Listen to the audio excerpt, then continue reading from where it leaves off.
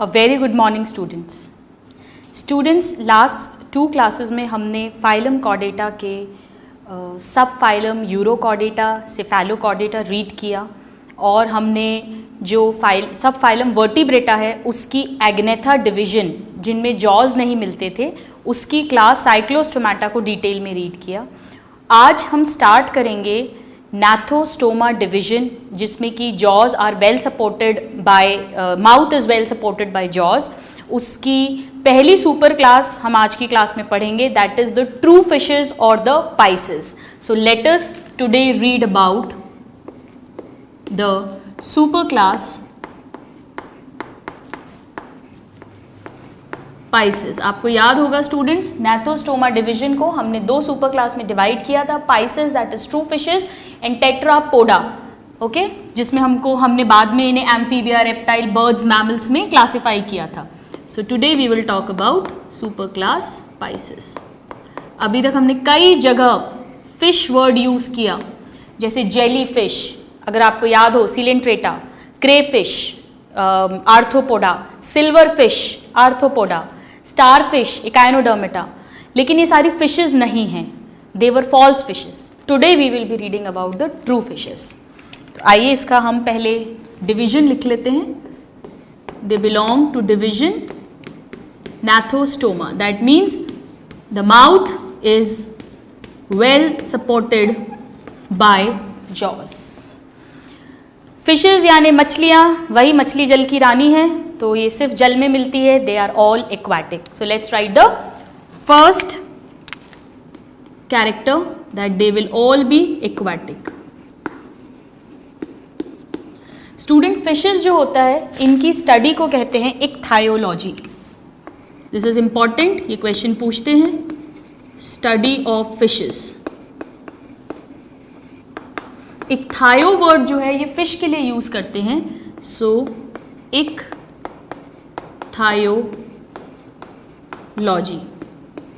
This is the study of fishes.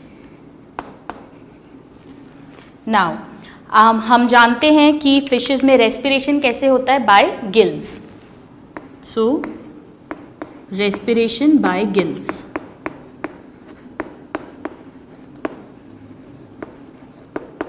ये हमने read किया था जब हमने क्लासिफिकेशन ऑफ वर्टिब्रेट्स पढ़ा था।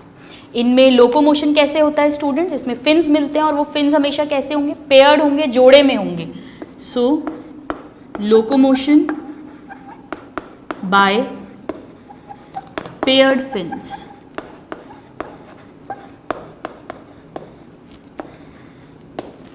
स्टूडेंट्स, अगर आपने कभी आई एम श्योर कभी क्या करा ही होगा, फिशेस को ऑब्जर्व किया हो, चाहे वो शार्क हो या कोई भी और फिश हो, तो इनकी बॉडी जो होती है वो एकदम ऐसी लंबी सी इलोंगेटेड होती है, जिसे स्ट्रीम लाइन बॉडी कहते हैं। ये इसलिए होता है क्योंकि ये पानी में रहते हैं और ताकि वाटर के करंट को ईजिली मूव कर सकें उस पर। So they have streamlined body, they have streamlined body, चाहे बोनी फिश हो चाहे कार्टिलेजिनस फिश हो। नाउ नेक्स्ट पॉइंट, इनमें जो सर्कुलेटरी सिस्टम है वो क्लोज्ड ही मिलेगा और इनका हार्ट जो होता है वो 2 चेम्बर्स का होता है। आइए समझें इससे क्या मतलब है। Heart is 2 chambered.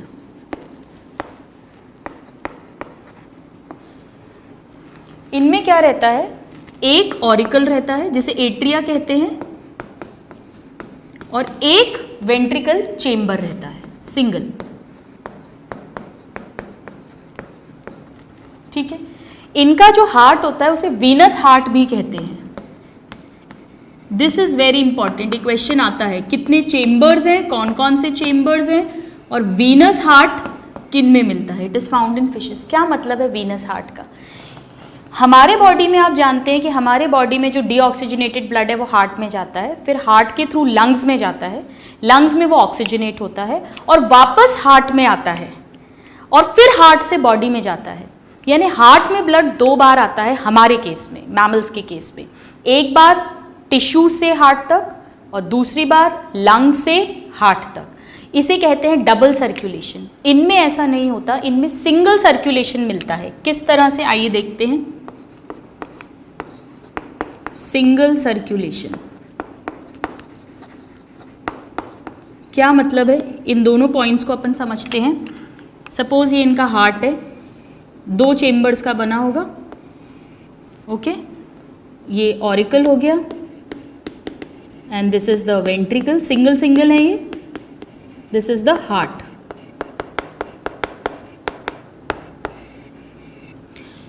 ठीक है, एक स्ट्रक्चर है इनके पास गिल्स, जिनके थ्रू ये रेस्पिरेशन कर रहे हैं, अभी अभी हमने पढ़ा है, और यहां बना देते हैं हम टिश्यूज। इनमें जो टिश्यूज हैं वहां से जो इम्प्योर ब्लड है, डीऑक्सीजनेटेड ब्लड है, वो हार्ट के पास जाता है, जैसा कि हमारे केस में होता है। और हार्ट से जो बाहर निकलेगा ब्लड वो भी इम्प्योर ही है, इसमें कोई ऑक्सीजन का एक्सचेंज नहीं हुआ है, क्योंकि ऑक्सीजन का एक्सचेंज जो है वो केवल गिल्स में होता है। सो this is also impure blood. Gills में जाके इस ब्लड में ऑक्सीजन मिक्स होगी और फिर जो ऑक्सीजनेटेड ब्लड है यानी प्योर ब्लड है जो, वो टिश्यूज तक पहुंचेगा। इस तरह से इनमें सर्कुलेशन होता है। So there are 2 chambers. Venous heart इसीलिए कहते हैं क्योंकि इनके हार्ट में जो ब्लड आ रहा है वो भी इम्प्योर है और इनके हार्ट से जो ब्लड निकल रहा है वो भी इम्प्योर है। दोनों ही इम्प्योर ब्लड है यानी वीनस ब्लड है, इसीलिए इनके हार्ट को वीनस हार्ट बोलते हैं। हमारे केस में ऐसा नहीं होता, हमारे में जब हार्ट में एंटर करता है ब्लड तो इम्प्योर होता है, दैट इज डीऑक्सीजनेटेड, लेकिन जब हार्ट से बाहर निकलता है तो वो ऑक्सीजनेटेड होता है। इनके केस में ऐसा नहीं है। This is important, it should be learn by heart. Secondly, single circulation इसलिए क्योंकि हार्ट में एक ही बार ब्लड घुस रहा है और एक ही बार बाहर निकल रहा है। So they also have single circulation. These both are the exam questions. All right. Now, इनका जो सर्कुलेटरी सिस्टम है इसमें RBCs प्रेजेंट होते हैं, जो हम पहले ही पढ़ चुके हैं जब हमने कैरेक्टर्स पढ़े थे कॉर्डेट्स के। और इनके RBC में न्यूक्लियस मिलता है, हमारे RBC में न्यूक्लियस नहीं मिलता, पर इनके RBC में न्यूक्लियस मिलता है। So there RBCs are nucleated. ठीक है।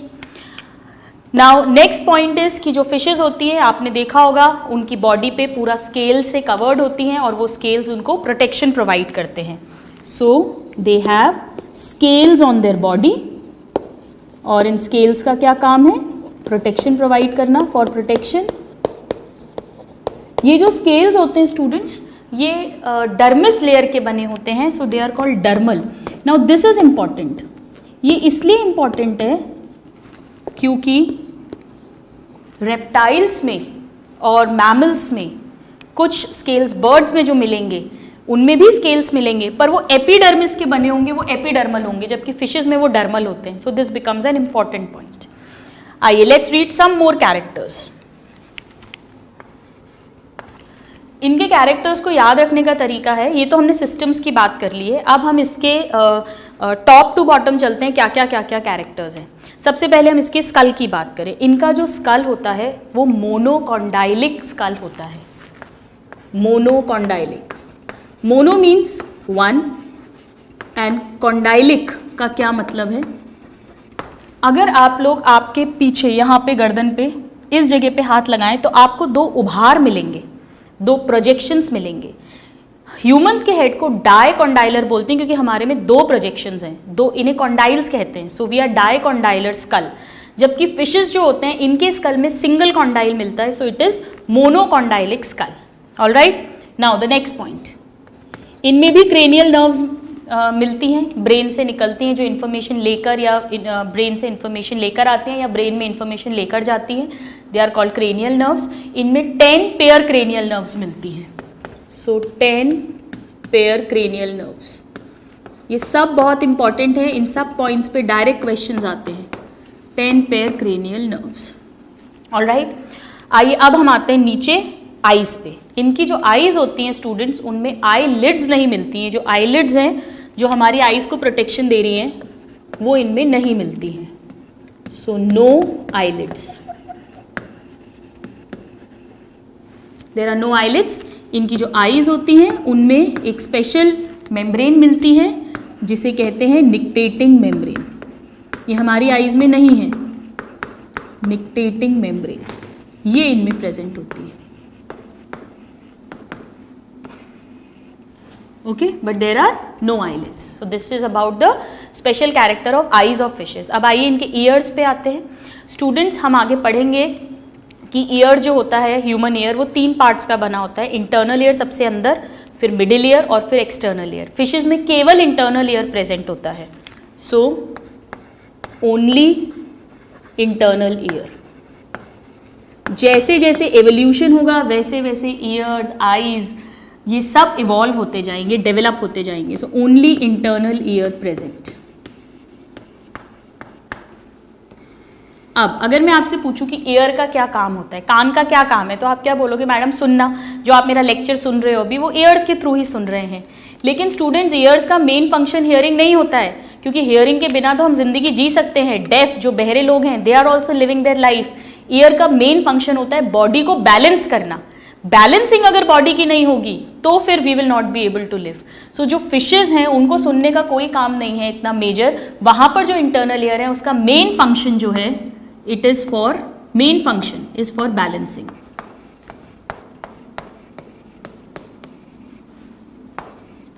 Balancing of body. Alright, so हमारे में भी जो मेन फंक्शन है वो बैलेंसिंग होता है। Hearing is the secondary function. So we read about the skull, monocondylar, 10 pair cranial nerves, then eyes, no eyelids, nictitating membrane present, then ears, internal ears। आइए अब इसकी नाक के बारे में बात करें। इसकी नाक में हमारी तरह 2 छेद होते हैं, 2 nostrils होते हैं। So they also have paired nostrils।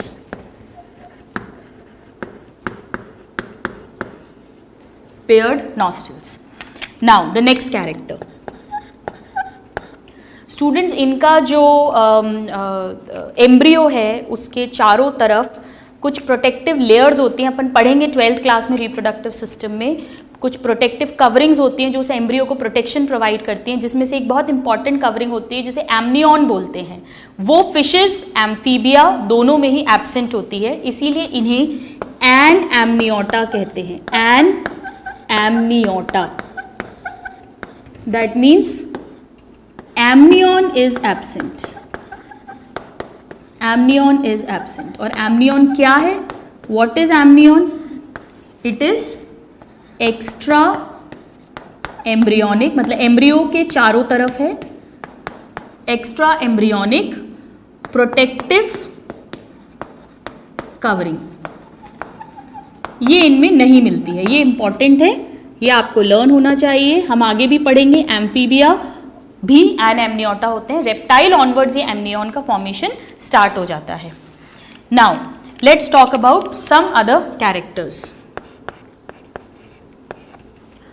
जो फिशेस होते हैं स्टूडेंट्स, इनमें जो रेस्पिरेशन है वो गिल्स के थ्रू होता है और एक्सक्रीशन जो है वो किडनी के ही थ्रू होता है।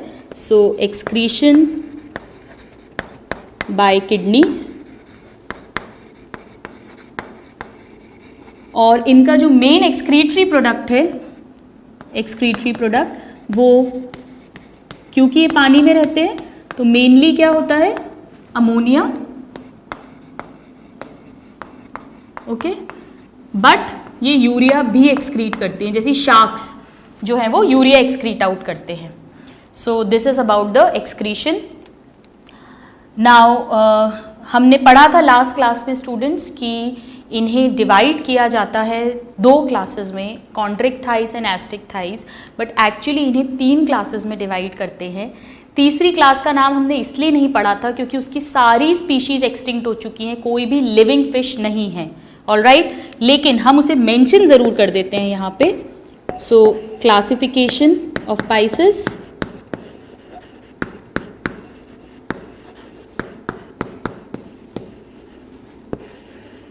तीन क्लासेस हैं स्टूडेंट्स, 2 तो हमने पढ़ी थी। कौन कौन सी थी? कार्टिलेजिनस फिश जिसे कहते हैं ऑन्ड्रिक थाइस। इक्थाइस फिश के लिए यूज करते हैं, फिश की स्टडी को इक्थायोलॉजी बोलते हैं। Chondra means cartilage, so they are cartilaginous fishes. Chondrichthyes. एक हमने रीड की थी osteo means bone, so Osteichthyes. Osteichthyes, that is bony fishes. ये दोनों तो लिविंग है स्टूडेंट्स, दे बोथ आर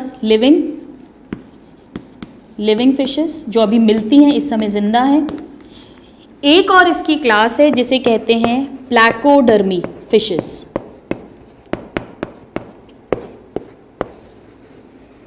ये आप लिख के भूल सकते हैं क्योंकि इस पे क्वेश्चन सिर्फ इतना सा आता है कि इसकी सारी स्पीशीज एक्सटिंक्ट हो चुकी हैं, all extinct, there is no living fish, all extinct. So these are the 3 classes of super class Pisces. Placodermi को हम रीड नहीं करेंगे क्योंकि ये सब स्पीशीज एक्सटिंक्ट हैं, they are not of great importance for us as far as your exams are concerned. हम read करेंगे कॉन्ड्रिक्टाइस एंड ऑस्टिक्टाइस को। आप इसे नोट डाउन करें और फिर हम इन दोनों को एक टैब्यूलेटेड फॉर्म में डिफरेंस करते हुए पढ़ेंगे ताकि हम इसको ईजिली लर्न कर सकें। Please note it down. All right students, so now let's talk about the 2 kinds of living fishes। और इसके पहले आइए हम इसके 2-3 कैरेक्टर्स को और लिख लेते हैं, फिर हम इनका डिफरेंस शुरू करेंगे। All fishes are unisexual, this you should know that they all are unisexual। और इन सब में ही डायरेक्ट डेवलपमेंट मिलता है, यानी कि लार्वल स्टेज नहीं होती, फिश में कोई लार्वा नहीं बनता है, this is very important. So they all show direct development। एक और बहुत इंपॉर्टेंट कैरेक्टर है स्टूडेंट्स फिश का, और वो ये है कि एम्फीबिया और रेप्टाइल्स प्लस फिशेस ये तीनों ही कोल्ड ब्लडेड होते हैं, कोल्ड ब्लडेड या पॉइकिलोथर्मिक। हम एम्फीबिया और रेप्टाइल्स में भी सेम लाइन लिखेंगे। क्या मतलब है इसका? इनका ठंडा खून होता है, ऐसा नहीं है। इन कोल्ड ब्लडेड का मतलब है कि ये अपने बॉडी के टेम्परेचर को रेगुलेट नहीं कर सकते, मेंटेन नहीं कर सकते। इनके बॉडी के टेम्परेचर पे आउटसाइड एनवायरनमेंट का इन्फ्लुएंस आता है। ये हमारी तरह नहीं है कि हम अपने बॉडी के टेम्परेचर को बाहर चाहे 2 डिग्री की सर्दी पड़ रही हो चाहे 50 डिग्री की गर्मी पड़ रही हो, हम अपने बॉडी के टेम्परेचर को 37 डिग्री सेल्सियस पर मेंटेन कर सकते हैं। We are warm blooded animals but they cannot do so, they are cold blooded animals। all right, now let's read about the 2 living classes। हम इसे डिफरेंस फॉर्म में पढ़ेंगे स्टूडेंट्स। तो मैं एक तरफ लिख देती हूं कॉन्ड्रिक्टाइस, that is the cartilaginous fish। all right, और यहां पर हम लिख लेते हैं Osteichthyes, that is the bony fish, Osteichthyes. इसको लर्न करने के लिए मैं आपको एक हिंट समझाती हूँ, एक ट्रिक समझाती हूँ स्टूडेंट्स, बहुत सिंपल है। कॉन्ड्रिक्टाइस में शार्क को इमेजिन कर लेना, ठीक है, और ऑस्टिक्टाइस में बाकी जितनी भी जो हम खाते हैं, एक्वेरियम में यूज करते हैं, दे ऑल आर ऑस्टिक्टाइस फिश, ठीक है। आइए हम पहले कॉन्ड्रिक्टाइस की बात करते हैं। सबसे पहले इनका एंडोस्केलेटन किसका बना होगा? ऑब्वियसली किसका बना होगा? कार्टिलेज का। So they have cartilaginous endoskeleton. यहां पर क्या लिख देंगे? बिल्कुल सही है, bony endoskeleton. Their endoskeleton will be made up of bones. Now the next point, shark. Chondrichthyes मैंने आपको हिंट बता दी है, अपन को इसमें शार्क को इमेजिन करना है। कभी आपने सुना है कि कोई तालाब में शार्क मिली? नहीं, ये हमेशा कहाँ मिलते हैं? मेरीन वाटर में मिलते हैं। So they are all marine, हमेशा सी वाटर या ओशियन, समुद्र या महासागर में मिलेंगे। जबकि बोनी फिशेस जो हैं हम खा रहे हैं, मछलियां कहाँ से पकड़ के लाते हैं? तालाब से पकड़ के लाते हैं। So they are found in fresh water. So mostly in fresh water, mostly in fresh water. इसका क्या मतलब है कि सम इन मेराइन वाटर, ठीक है। सो this is the second point of difference. आइए अब इसका थर्ड पॉइंट ऑफ डिफरेंस पढ़ते हैं। इसके लिए हम पहले एक डायग्राम बनाते हैं शार्क का। किस तरह से होता है शार्क?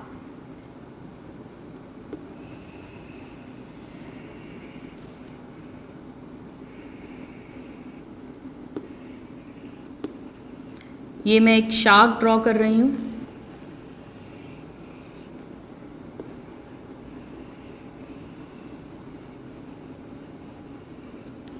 ऑल राइट, ये इसका एक और फिन हो गया, ठीक है, ये इसके गिल्स हो गए,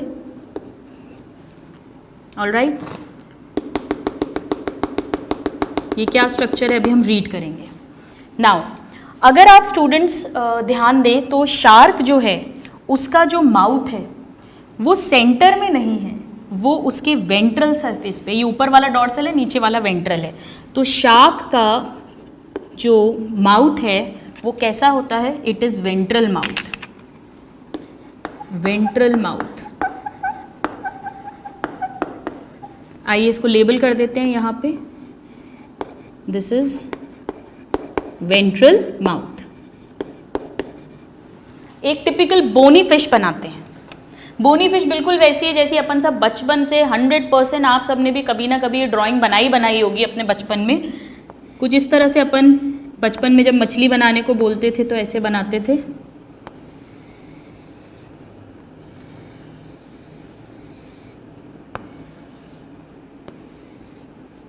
याद आ रहा है आपको? आई एम श्योर सारे स्टूडेंट्स ने ये ज़रूर बनाई होगी। और ये अपन ऐसे बना देते थे इस पे, ये इसके स्केल्स हैं। तो बोनी फिश जो होती है स्टूडेंट्स, उसका माउथ हमेशा सेंटर में होता है और इसे कहते हैं terminal mouth. So they have a terminal mouth. आइए यहाँ इसे लेबल कर देते हैं,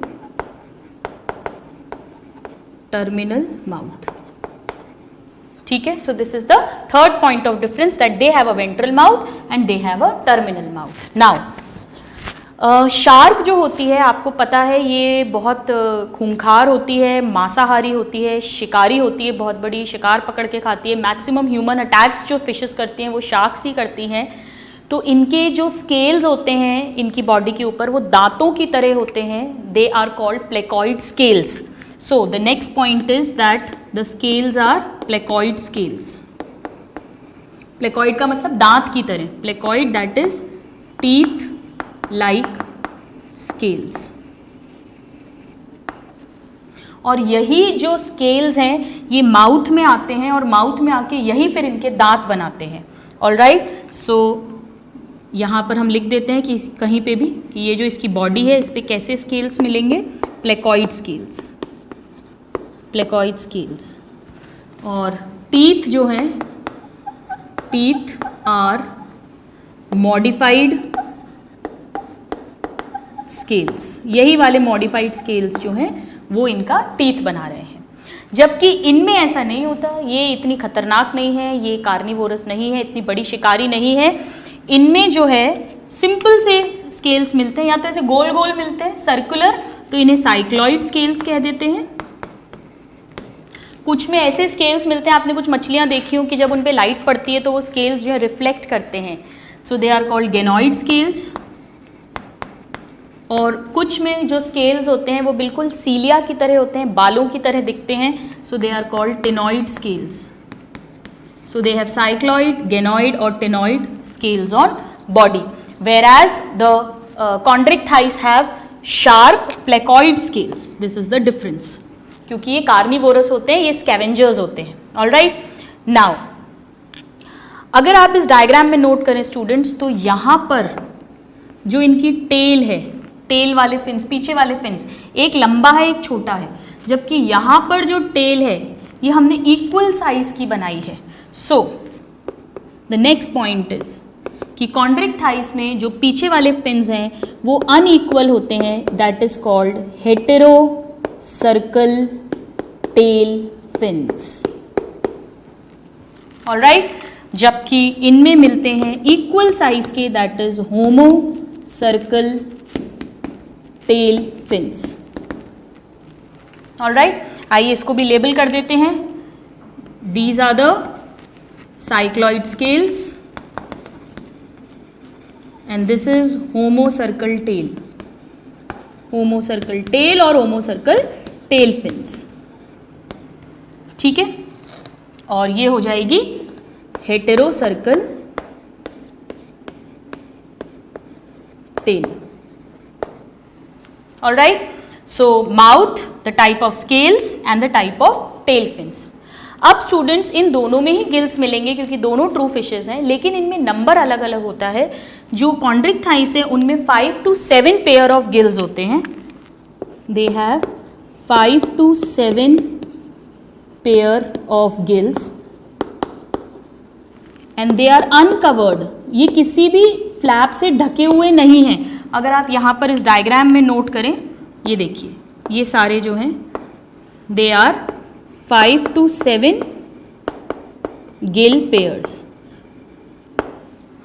जबकि जो बोनी फिशेज हैं स्टूडेंट्स, इनमें ये फिक्स होती हैं 4 नंबर, और इनके चारों तरफ हमने एक स्किन की कवरिंग बनाई है।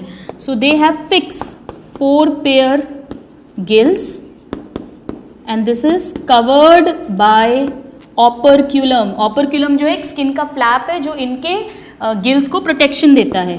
Covered by operculum. Operculum. What is operculum? It is a skin flap. Skin flap. All right. So यहाँ पर हम लिख देते हैं this is 4 pair gills and there is a operculum present. All right students. So this is the next point of difference. आइए अब इसके कुछ और differences read करते हैं। अगर आप स्टूडेंट्स यहां पर एक स्ट्रक्चर देखें, दिस कॉन्ड्रिक्थाइस में, ये केवल मेल्स में मिलता है। ये हमने एक मेल फिश बनाई है और इसे कहते हैं क्लास्पर। केवल मेल फिश में मिलेगा ये कॉप्युलेटरी ऑर्गन है। इसी के थ्रू ये फीमेल की बॉडी के अंदर स्पर्म्स को स्टोर करता है। So the next point is that clasper in males, जबकि वहां ऐसा कोई स्ट्रक्चर नहीं बनाया है। So we can write that claspers are absent. ना मेल में ना फीमेल में क्लास्पर्स मिलेंगे ही नहीं। Alright, so excuse me students, these are some of the differences. आप इसको नोट डाउन करें, फिर हम इसके कुछ और डिफरेंसेस भी रीड करेंगे। So now students, let's read some more differences between cartilaginous and bony fishes. हम एक बार यहाँ पे वापस लिख देते हैं, chondrichthyes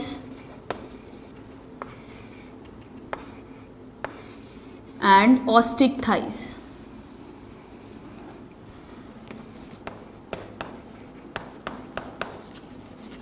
That is the cartilaginous fishes and the bony fishes. All right.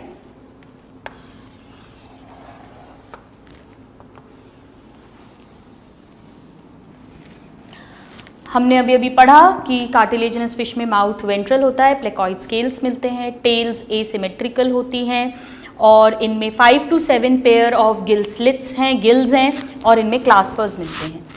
अब आइए बात करते हैं कि इनमें एक्सक्रीटरी प्रोडक्ट क्या होता है। दोनों में ही किडनीज मिलेंगी एक्सक्रीशन के लिए, बट इनमें जो एक्सक्रीटरी प्रोडक्ट है, शार्क बिल्कुल हमारी तरह है, ऐसा आप याद रख सकते हैं।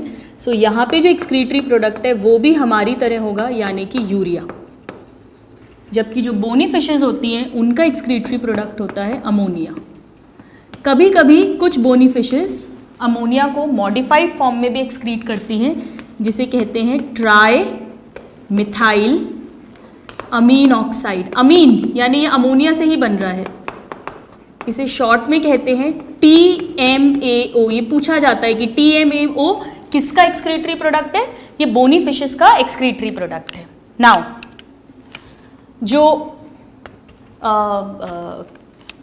कार्टिलेजिनस फिश है यानी शार्क, क्या आपको मालूम है कि अगर शार्क कुछ देर स्विम नहीं करे, तैरे नहीं, तो वो थोड़ी देर तक फ्लोट कर सकती है या वो डूब जाएगी? वो डूब जाएगी, क्योंकि इसके पास में एयर ब्लैडर नहीं होता। जबकि बोनी फिशेस के पास एक स्ट्रक्चर होता है जिसे एयर ब्लैडर बोलते हैं। जैसे हमारे में यूरिनरी ब्लैडर है जिसमें यूरिन स्टोर होता है, इनमें एयर ब्लैडर है जिसमें हवा भरी रहती है। तो अगर बोनी फिशेस कुछ देर स्विम ना भी करें तो वो फ्लोट कर सकती हैं, जबकि शार्क डूब जाएगी। So we will write that no air bladder, no air bladder, so they need constant swimming, otherwise they will sink, वो डूब जाएंगे। जबकि इनमें एयर ब्लैडर प्रेजेंट होता है और वो क्या करता है, प्रोवाइड्स बायोएनसी, और इस बायोएनसी के कारण they can float even without swimming, they can float without swimming. This is the next point of difference. They are very important both from your theory point of view as well as for your NEET and AIIMS exam. Now let's talk about the next point of difference. Students, fishes में जो cartilaginous fish है इनमें cloaca मिलता है। Cloaca क्या होता है, इसको समझना बहुत ईजी है। अगर हम ह्यूमंस की बात करें तो जैसे फीमेल्स में 3 ओपनिंग्स होती हैं, हमारे में वजाइनल ओपनिंग सेपरेट है, यूरिनरी ओपनिंग सेपरेट है और फीसिस के लिए सेपरेट ओपनिंग है जिसे हम एनस कहते हैं। मेल्स में 2 ओपनिंग्स हैं, पेनिस की जो ओपनिंग है उसके थ्रू स्पर्म्स और यूरिन दोनों बाहर आता है, और एक एनस ओपनिंग है। लेकिन कार्टिलेजिनस फिश, अगर आप एक शार्क को उल्टा करके देखोगे तो उसके बॉडी के एंड में एक ही छेद मिलेगा, एक ही होल मिलेगा। इसी के थ्रू उसके गैमीट्स भी बाहर आएंगे, इसी के थ्रू उसकी यूरिन भी बाहर आएगी, it will come out, and उसी के थ्रू उसकी फीसिस भी बाहर आएगी। तो ऐसा पोस्टीरियर एक चेम्बर जिसमें यूरिनरी ओपनिंग भी आकर खुले, जिसमें फीसिस की जो डक्ट है वो भी आकर खुले, यानी एनल कैनाल भी ओपन हो, और इसी में गैमीट्स भी आए और फिर ये उस चेम्बर के अंदर रहें और वो चेम्बर सिंगल ओपनिंग के थ्रू बॉडी के बाहर खुले। ऐसे चेम्बर को अपन क्लोएका कहते हैं। ये अपन एम्फीबिया, रेप्टाइल, बर्ड सब जगह पढ़ेंगे। तो जो कार्टिलेजिनस फिश हैं उनमें cloaca is present, cloaca present. हम एक बार लिख लेते हैं, आप इसको लर्न कर लेना, हम बार बार नहीं लिखेंगे कि क्लोएका क्या है। It is a posterior chamber which receives, क्या क्या, 3 ओपनिंग्स खुलती हैं इसमें, which receives gametes, they may be egg or sperms, then urine and fecal matter, ये तीनों इस चेम्बर में आएंगे, and then this chamber opens exteriorly through single pore, single छेद, which is called cloacal aperture। बहुत सिंपल है, अगर आप इनको उल्टा करेंगे तो आपको एक ही छेद दिखेगा, यानी क्लोएका प्रेजेंट है। और अगर आपने किसी एनिमल को उल्टा किया और उसमें 2 ओपनिंग्स दिख रही हैं या 3 ओपनिंग्स दिख रही हैं, यानी कि उनमें क्लोएका एब्सेंट है। इनमें क्लोएका प्रेजेंट है और बोनी फिशेस में क्लोएका एब्सेंट है। Alright, so this is about the presence और एब्सेंस ऑफ क्लोएका। नाउ कुछ कार्टिलेजिनस फिशेस में एक स्ट्रक्चर होता है जो अगर आपने अभी आपके डायग्राम को देखेंगे तो हमने जो फ्रंट था वहाँ पे डॉट डॉट डॉट्स बनाए थे, वो कुछ शार्क्स में मिलता है और उसे कहते हैं एम्प्यूला ऑफ लॉरेंजिनी। लॉरेंजिनी साइंटिस्ट हैं जिनके नाम पर ये इस स्ट्रक्चर को नाम दिया है।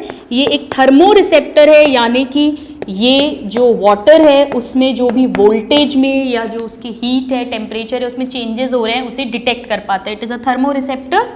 ये प्रेजेंट होता है, मेनली शार्क्स में मिलता है ये, it is present in sharks. जबकि ऐसा कोई भी स्ट्रक्चर बोनी फिशेज में नहीं मिलता, इट इज़ एब्सेंट, किसी भी बोनी फिश में नहीं मिलेगा। Alright, so this was about ampulla of Lorenzini. Now let's read about the reproductive system, the reproduction in both these kinds of fishes. Students, जो shark है या जो बोनी फिश है, दोनों ही फिशेस में हमने जो कॉमन पॉइंट्स पढ़े थे फिशेस के, उसमें हमने लिखा था कि ये सब यूनिसेक्सुअल होती हैं। तो ये भी यूनिसेक्सुअल है, ये भी यूनिसेक्सुअल है। ऑलराइट, और ये दोनों में ही डायरेक्ट डेवलपमेंट होगा, यानी लार्वा नहीं मिलेगा। लेकिन याद रखने का तरीका, इसमें पढ़ रहे हो शार्क, शार्क हमारी तरह तो कैसा फर्टिलाइजेशन होगा, इंटरनल फर्टिलाइजेशन, ये याद रखने का तरीका है। So they have internal fertilisation, that means इसमें जो एग और स्पर्म है उनका fertilisation will happen inside the body, और इनमें मिलता है एक्सटर्नल फर्टिलाइजेशन। एक्सटर्नल फर्टिलाइजेशन का क्या मतलब है कि एग और स्पर्म जो है उनका फर्टिलाइजेशन पानी में होगा, आउटसाइड द बॉडी। ऑलराइट, नाउ जो कार्टिलेजिनस फिशेज हैं लाइक शार्क, वो मोस्टली विवीपैरस होती हैं, यानी डायरेक्ट यंग वंस को बर्थ देती हैं. So they are mostly viviparous. Some may be oviparous, कुछ अंडे भी देती हैं बट मोस्टली विवीपैरस हैं. जबकि जो बोनी फिशेज होती हैं वो होती हैं ओवीपैरस, दैट इज एग लेइंग. ये एग प्रोड्यूस करती हैं और उस एग में से यंग वन आता है, जबकि ये बेबीज को डायरेक्ट बर्थ देती है. Alright, so these are the differences between cartilaginous and bony fishes. आप इस चार्ट को अच्छे से नोट डाउन करें, लर्न करें, और आइए अब हम इन दोनों ही क्लासेस के एग्जाम्पल्स को रीड करेंगे. Please note it down. Alright students, now let's move on to learn the examples, the most important examples of both these classes of fishes. So, आइए पहले हम लिख लेते हैं examples of class Chondrichthyes, that means cartilaginous fishes.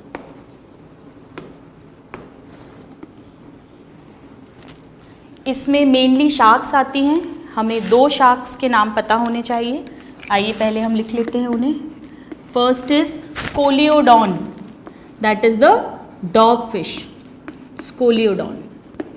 It is also called dogfish. एक और shark बहुत बहुत इंपॉर्टेंट है, इसे कहते हैं कारकैरोडॉन. कारकैरोडॉन. इसका नाम है द ग्रेट वाइट शार्क. ये दोनों ही शार्क्स हैं students, they both are sharks.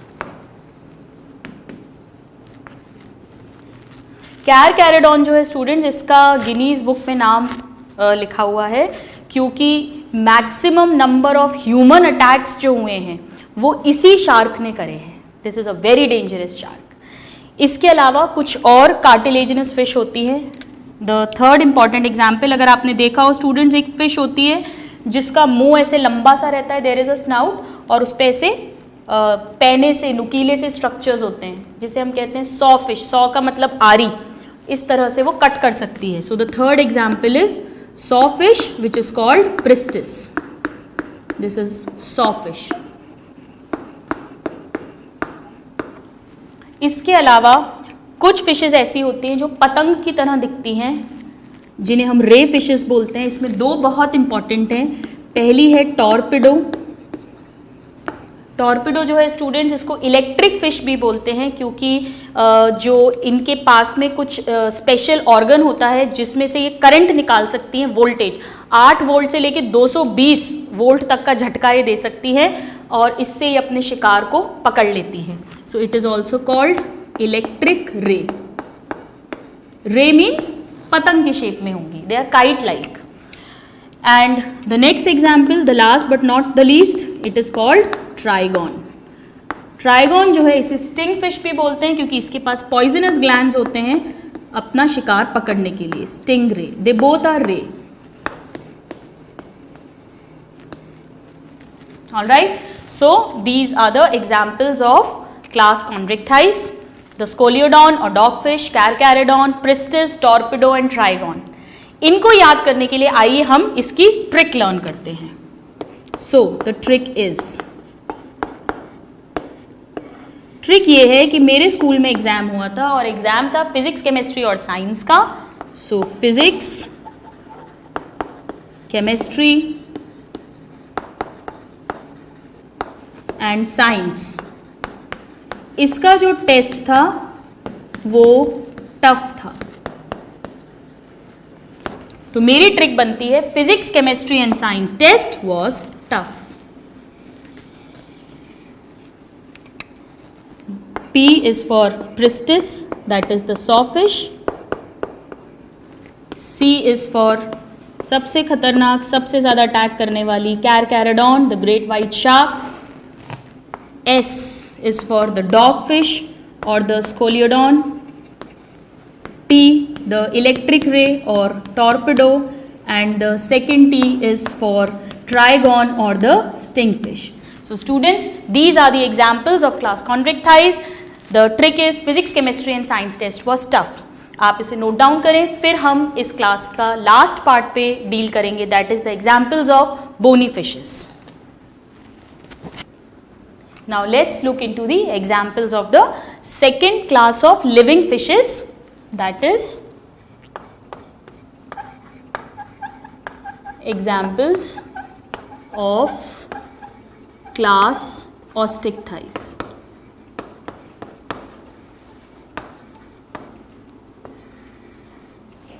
Students, जो कार्टिलेजिनस फिशेस थी वो एक्सक्लूसिवली मेराइन थी, जबकि इसमें हमने पढ़ा था ये मोस्टली फ्रेश वाटर में मिलती हैं और कुछ सी वाटर में भी मिलती हैं. तो हम इसमें फ्रेश वाटर फिशेस के नाम अलग लिखेंगे और जो मेरीन वाटर फिशेस हैं उनके एग्जाम्पल्स अलग से लर्न करेंगे. So first is marine bony fishes. Marine bony fishes.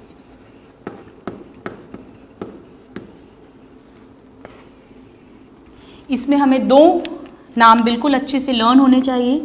एक आपने देखा होगा समुद्री घड़ियाल या समुद्री घोड़ा जिसको बोलते हैं, जिसे कहते हैं hippocampus. It is a marine bony fish. So the seahorse और हिप्पोकैम्पस, ये बड़ी इंटरेस्टिंग फिश होती है क्योंकि इसमें जो मेल्स हैं वो प्रेगनेंसी को कैरी करते हैं. फीमेल जो होती है वो मेल के पास एक पाउच होता है जिसमें एग दे देती है और फिर वो मेच्योरिटी जो है वो मेल बॉडी के अंदर होती है. इसको प्रेग्नेंट मेल भी बोलते हैं. Now the second example is एक्सोसिटस. बहुत इंपॉर्टेंट है स्टूडेंट्स, सब एग्जाम्पल पे क्वेश्चंस आए हुए हैं. एक्सोसिटस को फ्लाइंग फिश भी बोलते हैं. अब फ्लाइंग फिश क्यों बोलते हैं? ऐसा नहीं है ये बर्ड की तरह फ्लाई करती है हवा में, बट हाँ इसके जो इसके पास एक विंग लाइक स्ट्रक्चर होता है जिससे ये करीब 6 मीटर तक की छलांग लगा सकती है हवा में, पानी के अंदर ही. So it is called flying fish. You should know both the common names and the zoological name. So this is about the bony fishes. Now let's talk about the fresh water fishes. Fresh water bony fishes.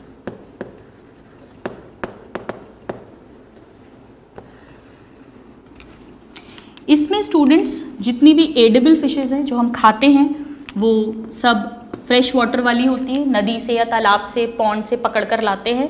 So we have रोहू और labio, then काटला, इसे काटला कहते हैं, and then we have magur, that is Clarias. ये तीनों ही edible fishes हैं. ये important है, इस पे क्वेश्चन आता है कि which one of the following is a edible fish. That means खाने योग्य fish. These are edible. Alright. इसके अलावा दो और फ्रेश वाटर फिशेज इंपॉर्टेंट है हमारे लिए. एक तो एंग्विला जिसे ईल कहते हैं, and last one which we should know is the lung fishes. Lung fishes जो हैं स्टूडेंट्स बहुत एडवांस फिशेस हैं, नाम से ही समझ में आ रहा है इनमें लंग्स भी मिलेंगे, यानी ये लैंड पर भी सर्वाइव कर सकती हैं. They are the most advanced ones. So these are the examples of fresh water bony fishes. And now the third category which we will read is the aquarium fishes. Aquarium fishes obviously ये कहाँ मिलेंगी? Fresh water में ही मिलेंगी, क्योंकि aquarium में जो हम पानी भरते हैं, वाटर फिल करते हैं, वो फ्रेश वाटर ही होता है. इसमें भी हमको दो एग्जाम्पल्स बहुत इंपॉर्टेंट हैं. आपने अगर एक्वेरियम में देखा हो, एक मछली होती है जो बहुत एग्रेसिव होती है और हमेशा सबसे लड़ती रहती है, फाइटिंग, इसे कहते हैं बेटा. इस पे बहुत क्वेश्चन पूछते हैं. सो बेटा is the fighting fish of aquarium.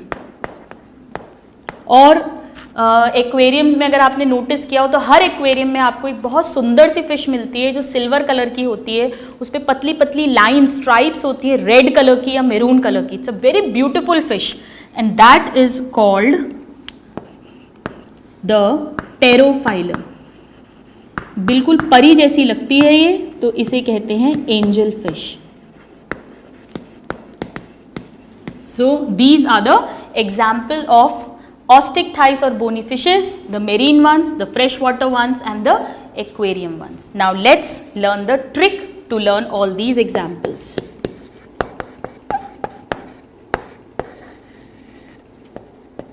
इसकी ट्रिक ये है कि एक ग्रुप है एंटरटेनमेंट पैराडाइज, जहाँ पे थिएटर्स हैं, सिनेमा है। सो एंटरटेनमेंट पैराडाइज में लास्ट ईयर मूवी आई थी दीपिका पादुकोण और रणवीर सिंह की। Yes, you have guessed it right, it was Ramlila, और वो बहुत सुपर हिट थी, तो सारे शोज उसके बुक हो गए थे। तो एंटरटेनमेंट पैराडाइज में रामलीला का लास्ट शो भी बुक्ड है। तो हमारी ट्रिक हो गई कि एंटरटेनमेंट पैराडाइज में रामलीला का लास्ट शो भी बुक्ड है। आइए इसके एग्जाम्पल्स को हम लोग क्विकली लिख लेते हैं। The examples are E, this stands for Exocoetus which is the flying fish. P stands for Pterophyllum, aquarium में जो मिलती है, angelfish. Now R is for rohu, M is for magur and K is for catla. ये तीनों ही edible fishes हैं, इसलिए मैंने इनको एक साथ लिख दिया, ठीक है। नाउ ये जो ए है, ये ए किसके लिए स्टैंड करता है? Anguilla, that is eel, and L is for lung fish. ये जो सारी फिशेज हैं स्टूडेंट्स, ये सभी फ्रेश वाटर हैं, फ्रेश वाटर, ठीक है। Now this L is for, this L is the last show, lungfish, pterophyllum। B और H, H से है हमारी hippocampus, this is hippocampus। B है fighting fish, that is beta, all right। so these are the examples of all the fishes which belongs to the Osteichthyes class or the bony fishes of Pisces, all right। so with this we have finished the first super class of vertebrata of phylum Chordata। Pisces जो true fishes हैं, जो बोनी भी हो सकती हैं और cartilaginous भी हो सकती हैं, उसे हमने डिटेल में पढ़ा। इस टेबल की हेल्प से आप इन्हें बहुत अच्छे से लर्न करें स्टूडेंट्स। ये बहुत इंपॉर्टेंट टॉपिक है, इनके एग्जाम्पल्स भी बहुत इंपॉर्टेंट हैं, जनरल कैरेक्टर्स पे भी क्वेश्चंस आते हैं।